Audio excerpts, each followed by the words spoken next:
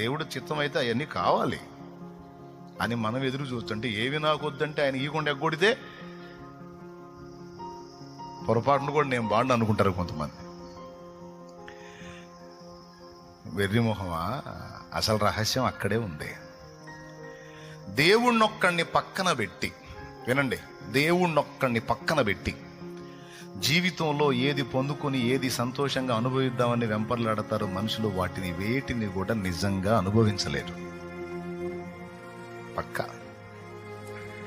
కానీ దేవుణ్ణొక్కడిని కలిగి ఉంటే దేవుడు భూమి మీద మానవుడి ఆనందమయమైన జీవితానికి సిద్ధపరిచినవన్నీ అందుబాటులోకి తెస్తాడు. అందులో ఉన్న ఆనందాన్ని అనుభవంలోకి తెస్తాడు. ఆ నెమ్మదిని ఇవ్వగలుగుతాడు.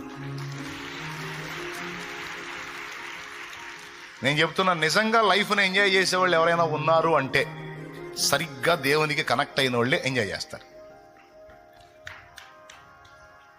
పక్క.